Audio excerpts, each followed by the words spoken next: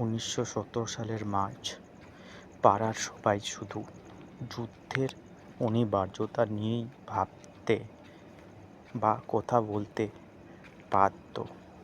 ফ্ল্যাটে বসবাসকারী এক বিধবা একমাত্র ছেলে ছিল। সে ভয় পেত যে তাকে যেতে হবে এবং তাকে হত্যা করা হবে।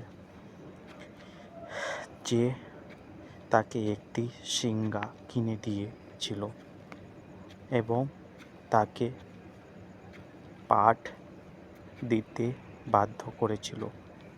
ভেবেছিল যে তাকে একটি সৈন্য ব্যান্ডে রাখা হবে এবং কেবল প্যারেড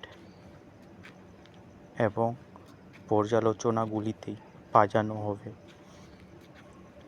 এবং সামনে সারিতে থেকে দূরে রাখা হবে।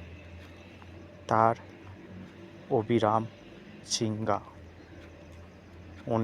অনুশীলনের বাড়ির লোকেরা প্রায় মৃত্যুর যন্ত্রণা ভোগ করছিল। হতাশায় দ্রুত হয়ে ওঠা এক হয়রানিকারী ব্যক্তি মাকে বলছিল যে তার কাছে তথ্য ছিল যে সামরিক ব্যান্ডগুলির সৈন্যদের কর্মে লিপ্ত করেছিল এবং সর্বদা তাদের প্রথম হত্যা করা হতো।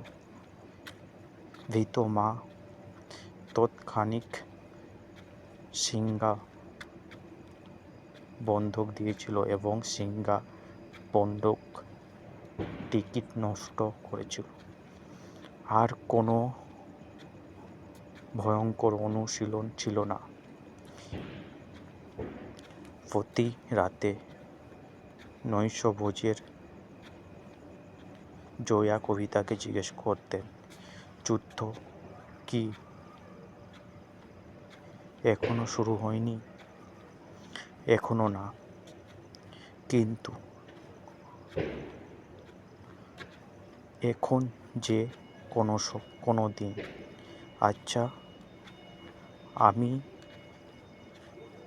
চাই এটি তাড়াতাড়ি শুরু হোক।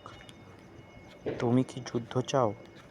না, আমি চাই না, কিন্তু যদি তা হতেই হয়, যত তাড়াতাড়ি ততই ভালো। যত তাড়াতাড়ি এটি শুরু হবে, তত তাড়াতাড়ি এটি শেষ হবে।